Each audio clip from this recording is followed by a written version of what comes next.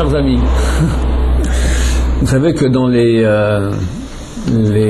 boîtes industrielles, il y a toujours un grand budget pub.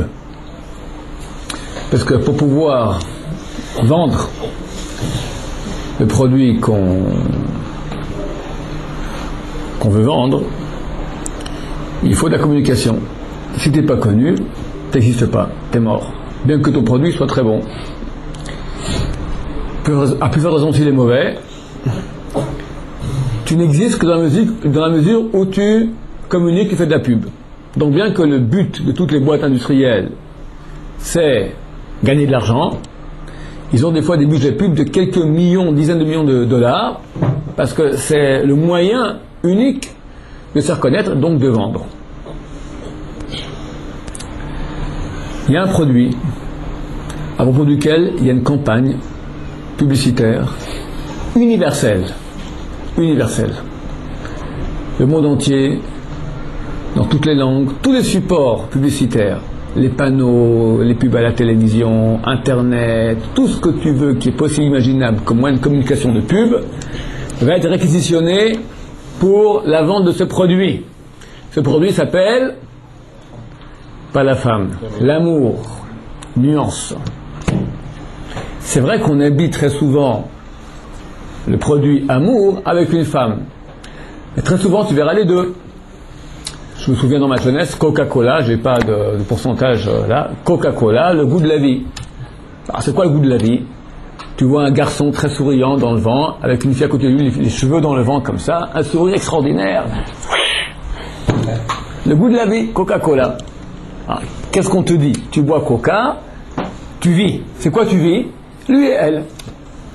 Lui et elle.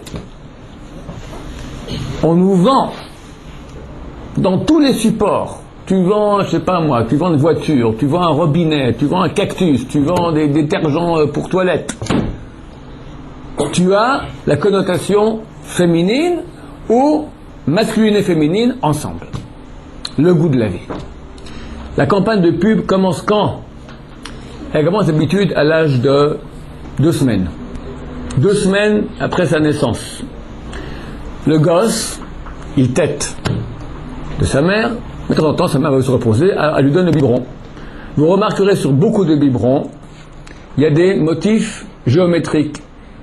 Rarement des carrés jaunes et des rectangles verts, très souvent des petits cœurs roses. La question se pose, pourquoi des petits cœurs roses? Vous comprenez que c'est la phase buccale. Freud appelle cela, tous les plaisirs, toute la connaissance du monde passe par la bouche. Tout ce qu'un gosse y voit, la bouche. Les plaisirs de ce monde, la bouche. On lui donne maintenant le biberon, le bon doux biberon, le visage de sa mère, tac. Ah, il boit, c'est bon, qu'est-ce qu'il voit? Qu'est-ce qui rentre dans son inconscient pour toujours? Des petits cœurs roses. L'effet Pavlov, déjà à son âge, quand il verra des petits cœurs roses, ça va réveiller son inconscient d'IA. À sa naissance, c'est bon. J'exagère, c'est pas toujours le cas, mais bon, j'exagère un peu pour que vous mettre en relief quand même la puissance de cette pub, le lavage de cerveau que nous avons subi. La campagne de pub continue à l'âge de 6 mois. À l'âge de 6 mois, le petit gosse, révolution. Il n'y a plus que le biberon maintenant, il commence à manger sa bouillie à la petite cuillère. Mais il a un beau pyjama avec des petits cœurs roses. On ne veut pas le salir parce que chaque fois qu'il mange, qu'est-ce qui se passe? La moitié il rentre dedans, l'autre moitié coule dehors. On le met un bavoir. Sur le bavoir, qu'est-ce qu'il y a? Pas des cœurs roses, ça fait un peu lourd. Il y aura un Mickey Mouse. Mais Mickey Mouse n'est pas tout seul. À côté de lui, qu'il y a Minnie. Pourquoi elle s'appelle Minnie? Elle est petite. Pourquoi elle s'appelle Minnie? Alors j'ai beaucoup réfléchi à cette question existentielle durant ma vie. J'avais la conclusion parce qu'il était en mini-jupe. En mini-jupe extra mini qu'on voit ses jupons. Elle n'est pas très féminine. Elle est quand même pas mal. Elle se tient toute comme ça, là. Elle a ses jupons comme ça qui sortent, des grosses chaussures, les sourcils qui remontent au-dessus du front. Elle attrape par sa main Mickey Et entre les deux, des cœurs roses qui éclatent. Le bonheur, tu vois les deux avec ce bonheur parfait. Donc le gosse, il a 6 mois, qu'est-ce qu'il comprend? Mickey, Minnie, ça va bien ensemble. Ça au moins le bon goût de la bouillie. Ils ont l'air heureux. Après, notre gosse, il grandit, il arrive à l'âge de 2-3 ans, il a les petits livres à images. Jean-Paul fait des tas de sable au bord de la plage. Suzanne, couette blonde, yeux bleus, se rapproche de Jean-Paul. Jean-Paul, qu'est-ce que tu fais? Je fais des tas de sable au bord de la plage. Jean-Paul aime bien Suzanne. Suzanne aime bien Jean-Paul. Ensemble, ils font des tas de sable au bord de la plage. Le gosse, qu'est-ce qu'il comprend? Les images, les belles images de la vie. Jean-Paul, Suzanne, la plage. Ça rentre quelque part, cette éducation. Après, il grandit, il apprend à lire, il a 7-8 ans, le clan des 5. Elle a été ravie par des vilains brigands, et lui, le plus grand, le plus courageux des 5, il monte sur une corde comme ça, et il va avec ses copains, et hop, il arrive à reprendre la belle des ravisseurs, et elle le trouve tellement beau, grand, sympathique, courageux. Et ils se marièrent et vécurent ensemble et eurent beaucoup d'enfants. Eurent beaucoup d'enfants et plus tellement à la mode, c'est que chez l'orthodoxe c'est resté. Mais bon. Combien d'histoires tu as et ils vécurent heureux et eurent beaucoup d'enfants? La Belle au bois dormant, Le Prince charmant qui vient, les films d'Hollywood. La Belle et la Bête, La Bête qui devient la Belle, Cendrillon, Blanche-Neige, La Petite Sirène. Hein? La Belle et le Clochard. La Belle et le Clochard. La Belle et la Bête. Toutes les femmes rêvent depuis ce jour-là, du jour où leurs princes charmants viendront sur le cheval blanc, Kitty Klops ou sur la Ferrari, d'accord, Kitty Klops, le cheval, d'accord, et il va prendre, elles vivent. Quelle fille ne rêve pas du jour où on lui demande sa main? C'est romantique, c'est beau. Ça fait depuis l'âge de 5-6 ans qu'on nous a gavés de ces histoires-là. Très bien, j'ai rien contre. C'est très beau. La campagne de pub continue. À l'âge de 12 ans, c'était dans ma jeunesse, à l'âge de 12 ans, on avait droit à l'école au cours d'éducation sexuelle. Tu sais tout sur tout. C'était il y a 25 ans. Non, j'avais 12 ans, il y a 30 ans, 34 ans. À l'âge de 12 ans, ça fait tout sur tout. Examen. Et puis à 12 ans, qu'est-ce que tu écoutes? Tous les supports. La musique. Qui n'écoute pas la musique jour et nuit? Qu'est-ce qu'on chante dans la musique? Les lapins? Les étoiles? Les kangourous? Elle, lui, nous quoi? Je t'aime, she loves you, yeah, yeah, yeah. Ana kana habbak, ich liebe dich. Ana oevo, dans toutes les langues, ça revient, c'est que ça. Love, love, love. Hein? Qu'est-ce qu'on chante d'autre? Trouve pas de travail? On m'a annoncé une chimiothérapie. Qu'est-ce qu'on va chanter? Tu parles pas de la vie, tu parles de Dieu. Pas de Chidour. Je comprends pas mon Tosfot. Qu'est-ce qu'on chante? Elle et lui, moi et lui, elle et... Voilà, et nous quoi. La poésie. De quoi on parle en poésie? Les romans. Le cinéma. Ça fait 25 ans que je n'ai pas été au cinéma, Baruch Hashem. On m'a dit qu'il y a un film documentaire sur un fait divers du siècle dernier. Très long film, 3 heures de documentaire, qui a fait des dizaines de millions d'entrées. Titanic. Un fait divers du siècle dernier, un bateau qui fait naufrage. Alors, je me suis dit, 3 heures de film, voir un bateau couler, c'est extrêmement ennuyeux. Tu vois le beau bateau, il va, touche l'iceberg. Après, il se met à couler. 5 minutes, encore 5 minutes, encore 5 minutes, encore 5 minutes, encore 5 minutes, encore. Au bout de 3 heures, voir un bateau couler. Il y en a qui le revoient en plus. Hein, tu le revois encore couler, bon. Il m'a dit, moi, t'as rien compris. Dedans, il y a l'histoire d'amour. Ah. Il y a de l'amour, ça vit, ça pétille. Ça vit. On vit d'amour et d'eau fraîche. Hein? Ouais, c'est qu'à le dire. Bon, messieurs, avec une campagne de pub pareille, tellement extraordinaire, tellement universelle, on doit avoir des résultats. Des bons résultats, quoi? Des couples qui s'aiment. L'amour, tu vas dans la rue, partout l'amour, pas sur les pubs, dans la réalité. Résultat, tu l'as sur les pubs, et la réalité, la catastrophe la plus grande, je crois, de l'humanité. À Paris, le chiffre au consistoire de France, 57% de divorces. Ceux qui vont divorcer au consistoire, pas tout le monde. Les chiffres en Suisse, en Israël, je les connais, c'est plus de 50% de divorces. C'est les couples qui divorcent. Les malheureux qui n'ont pas encore eu le courage de divorcer, qui restent ensemble pour les enfants ou pour pas payer les avocats. Alors, des fois c'est pire. L'enfer à la maison. La guerre froide, on ne se parle pas, chacun pour soi. La guerre chaude, les assiettes qui volent. Et au milieu, les enfants qui voient les assiettes voler comme ça, ou les insultes, ou l'ignorance.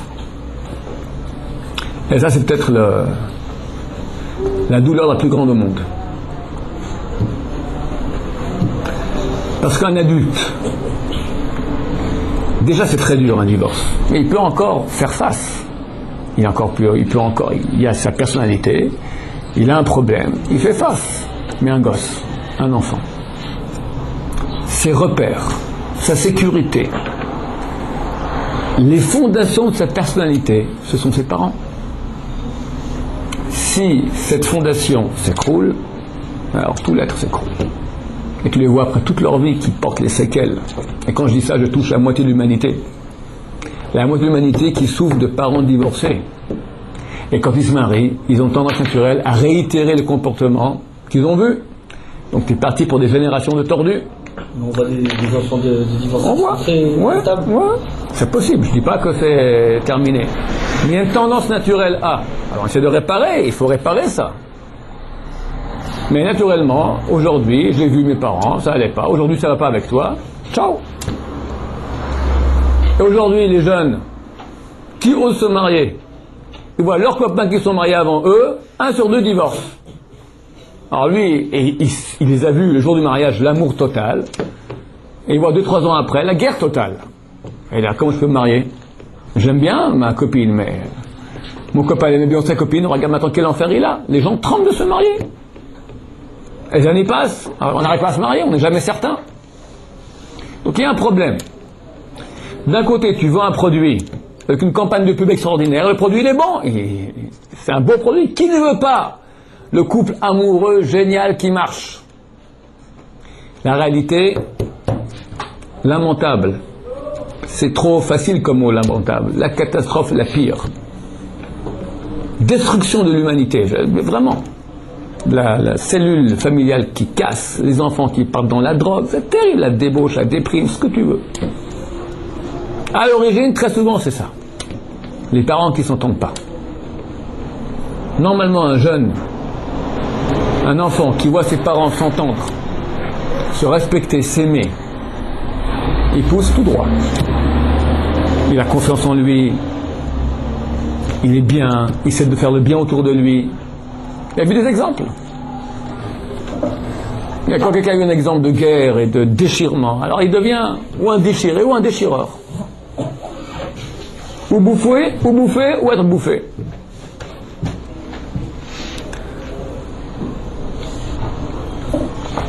Analysons. Pourquoi? Où est le piège? Pourquoi public l'amour? Alors que l'amour c'est quelque chose de privé. en rendant public justement, alors ça me donne des images aux gens qu'ils peuvent sortir de leur... Mais le produit, il est bon.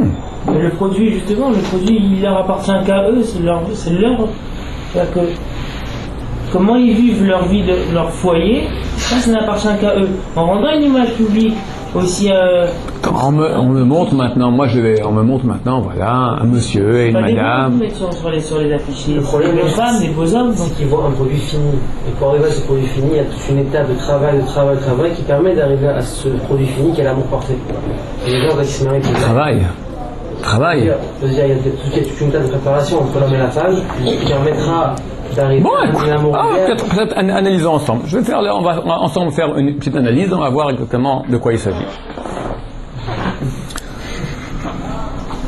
Comment un couple, normalement, se crée? En fait, il y a deux solutions.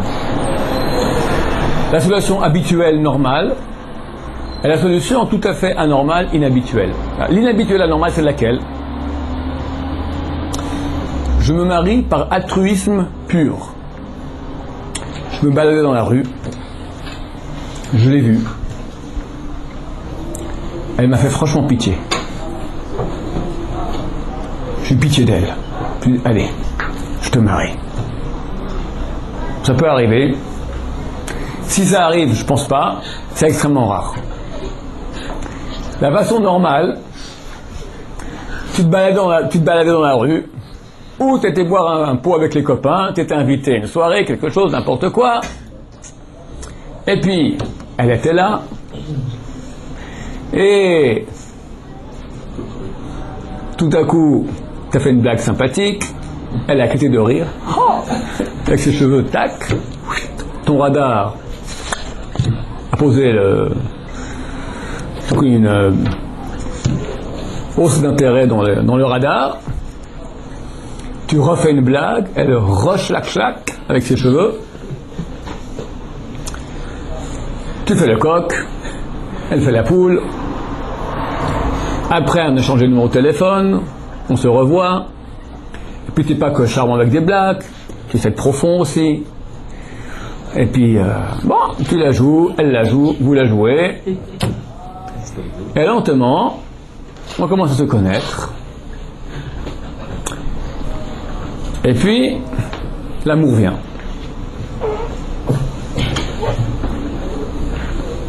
Un beau, grand, violent, puissant amour. Et puis un beau jour, tu te dis, bon,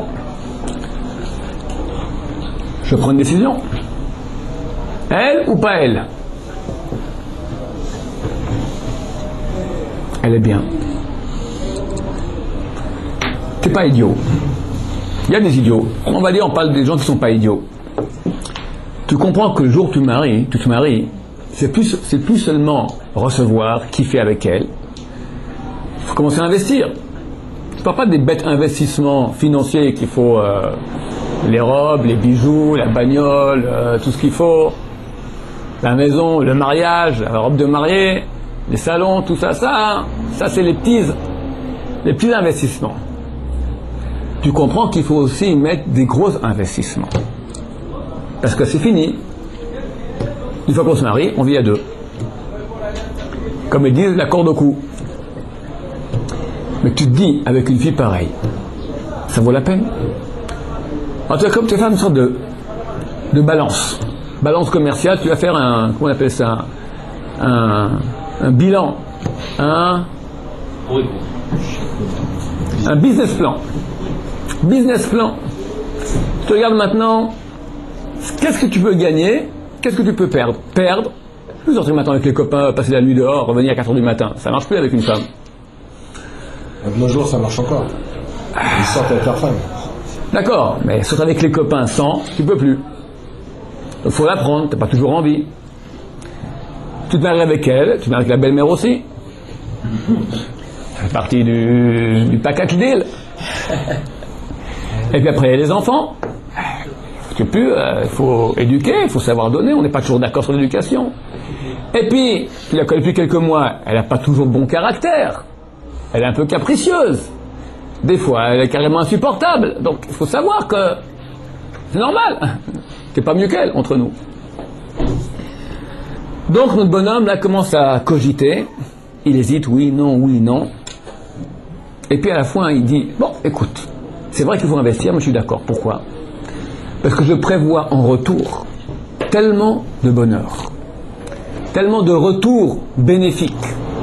Je suis prêt à investir des efforts dans le couple. Je comprends qu'il faut investir. Je suis prêt à investir. Parce que je prévois qu'en retour, il y aura beaucoup de bonheur. Elle peut répondre, cette fille répond à mes besoins affectifs, à mes besoins intellectuels, on part bien ensemble, à mes besoins sexuels, je pense qu'on va, une fille mignonne, très bien, au niveau social, ça, la galerie, ça fait bien, l'argent, peut-être de l'argent, je sais pas, tout, il prend en compte tous les points importants, tous les facteurs importants. Et dans la balance, il dit, positif. Ah, excusez-moi, la dernière fois, vous n'avez pas donné la même raison. Vous avez dit, dans le cours sur Shiloh, vous avez dit que la raison pour laquelle il se marie avec elle, c'est pourquoi? C'est pas à cause du retour. Parce qu'il est bloqué, parce qu'il aime tellement que... Non, je parlais maintenant de quelqu'un maintenant qui va se marier à l'aveuglette. À l'aveuglette, ou dans le jugement, il va se tromper. C'est vrai aussi. C'est vrai aussi que dans le jugement, s'il passe par la méthode non Shiloh, il risque d'être beaucoup aveuglé. Mais je parle même sans cela. Sans l'aveuglement maintenant de l'amour et tout ça... Où sont maintenant? Ah ouais, on parle de quelqu'un d'intelligent. Quelqu'un d'intelligent, il comprend que dans le mariage, il faut donner. Mais il se dit, je suis prêt à donner. Parce qu'en retour, ça vaut la peine. Je suis très pragmatique, très dur et très vilain. Nous, chez les Juifs, on appelle ça pas amour, on appelle ça business. C'est un business plan. Tu montes maintenant une affaire avec quelqu'un, tu penses qu'il faut investir, tu fais ton business plan, tu regardes maintenant, il faut investir. Mais je vais perdre. Non, tu vas gagner. Tu vas investir peu, tu vas gagner beaucoup. Business. Ce que Freud appelle l'économie des plaisirs, c'est un système économique. Tu attends ton business plan avec ta femme, tu penses que ça va marcher. Mais il y a un problème, quoi? Le problème est que dans le business, qu'est-ce qui est important? C'est toi. C'est pas elle. Elle, en fait, elle est un moyen que toi, tu profites. Quand tu dis à ta fiancée ou à ta femme, je t'aime, qu'est-ce que tu dis? Non, je vous fais le discours habituel entre un garçon et une fille, fiancé, marié pas trop longtemps après, ça existe plus, après 1 ou 2 ans, il n'y a plus rien. Chérie, je t'adore. Près de toi, je me sens tellement bien. Tu me procures tellement de bonheur et de joie. Toi aussi, mon chéri, comme il est doux et bon d'être proche de toi. C'est bon ça? Un ami une fois m'a dit, monsieur Rabbin, on ne dit plus comme ça aujourd'hui. Aujourd'hui, on dit je te kiffe. Bon, de mon temps, on était encore un peu plus romantique. Alors, je te kiffe. Et moi aussi, je te kiffe. C'est très symptomatique en français. En hébreu moderne aussi, c'est pas comme ça dans le langage de la Torah, mais en hébreu moderne aussi, le même terme qu'on va utiliser pour dire j'aime ma femme, ani ohev et ishti, on va dire aussi j'aime le poulet, ani ohev of. Pourquoi? C'est pas que symptomatique comme ça par hasard. Quand je mange, quand j'ai envie, comme ça j'ai faim, je mange une bonne tranche de poulet grillé, ça me procure du bonheur. J'aime le poulet. Quand je suis avec ma femme, j'aime ma femme. Même chose. Quand tu aimes le poulet, qu'est-ce que tu fais? Tu prends le poulet, tu l'égorges. Après, tu le déplaces en petits morceaux. Après, tu le mets dans les brochettes. Et tu croques. Ta femme, à peu près ça. Quand on dit « je t'aime, ma chérie », ça veut dire « je me t'aime » ou « je te m'aime ». Tu veux dire « je suis attaché à toi dans la mesure où tu m'apportes ». Elle répond toi aussi « je me t'aime, j'en ai rien à faire de toi ». Bonne affaire. On est attaché dans la mesure où ça nous apporte. Mais c'est normal. Personne, messieurs, ne se marie par altruisme pur. Tu veux passer dans la rue, la voir, elle te ferait franchement pitié, tu la prends pour femme. C'est ridicule. On se marie parce qu'on y trouve notre intérêt. C'est évident. Le problème, après mariage, ça commence. Le jour du mariage, bénéfice, ting, ça touche la cloche là-haut. Investissement à part les salons, tout ça, zéro. Bonheur parfait, on s'entend à merveille, génial. Et lentement, et inexorablement, malheureusement, inexorablement, messieurs, les bénéfices baissent. Ting, ting, ting. Et les investissements grandissent. Tong, tong, tong. Bénéfices baissent. Bon, s'habitue. Un jour tu changeais comme ça, tchic-tchac. Au bout d'un moment, tu t'habitues. C'est la même. L'habitude, ça casse. Et puis, au cours des années, le temps passe et les kilos se rajoutent. Si pas des kilos, des rides. Et on vieillit. Et puis, on fait des enfants, accordéon, 1 fois, 2 fois, 3 fois, 12 fois, ça dépend quel milieu tu es. C'est terrible pour les dames. La femme, dans son identité féminine, c'est marqué dans la Gemara, En Isha El El Yofi. La femme, son identité, c'est le Yofi, c'est la beauté. Preuve en est que la majorité des femmes, et qu'une minorité des hommes se maquillent, se mettent des boucles d'oreilles, et passent des heures chez le coiffeur ou chez le pédicure. Et normalement aujourd'hui, il y a un peu de tout. Une garde-robe de femme, elle fait 10 fois celle de l'homme. Pourquoi? C'est dans la nature des femmes, la beauté. Moi, j'ai beaucoup de filles, Baruch Hashem. Les petites filles, à 1 an et demi, 2 ans déjà, elles commencent. Leur passe-temps favori, c'est aller, quand sa mère ne voit pas, dans le sac à main de la mère, sortir le rouge à lèvres, s'en mettre plein la figure, le sac à dos de la maman, les chaussures, tac, avec le foulard, tac, tac, tac. Déjà à l'âge de 2 ans, les lunettes de soleil déjà comme ça en haut, carrément féminine, à l'âge de 2 ans, se dandine. Rien de sexuel, mais déjà il y a même ma fille s'occupe de gens handicapés, aveugles. Tu as des jeunes filles aveugles, elles se mettent des choses dans les cheveux comme ça. Elles sont rien, elles se voient, mais elles ne se verront jamais. Mais c'est dans son identité féminine, une femme, elle est pour se faire regarder. L'homme, c'est le complémentaire. Se faire regarder, bon, pas tellement. Mais surtout, regarder. Un homme normal, il regarde. Il regarde pas les hommes, il regarde les femmes. D'accord? Dieu a bien fait les choses. Maintenant, madame, 25 ans, t'as un canon. 30 ans, t'as un fusil. 35 ans, un pistolet à eau. 40 ans, 45 ans, terminé.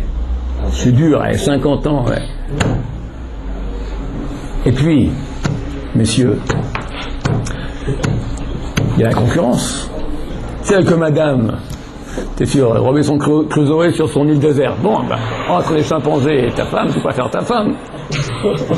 Mais il y a la concurrence, dure concurrence. Et pas ici, à Meacharim ou à Ramoth, d'accord, sur la côte, à la plage, Paris, la mode parisienne. Elles ont 18 ans, 20 ans, elles sont mignonnes, elles le montrent. Et le pauvre monsieur, le mari, enfin la pauvre dame plutôt qu'un mari pareil, là il n'a pas un coup, il a une toupie. Alors elle essaye, elle, eh oh, je suis là. Vas-y lifting, vas-y, des milliards de dollars qui passent en cosmétiques. Chirurgie plastique. Et la plupart, elles disent c'est parce que mon mari ne regarde plus. Hein? La plupart qui font ça, elles disent c'est parce que... Ouais. Elles essayent d'attirer un regard, un malheureux regard de leur mari. Et c'est même pas que la concurrence humaine, la concurrence plastique, ça veut dire au niveau des affiches. 3h du matin, 10 mètres sur 10 mètres, dans sa splendeur. Cette bonne femme, on ne sait même pas si elle existe. Déjà, en vrai, elle est bien. Après, ils l'ont arrangé, maquillé, habillé, déshabillé, juste comme il faut pas. C'est exactement le point le plus sensible touché.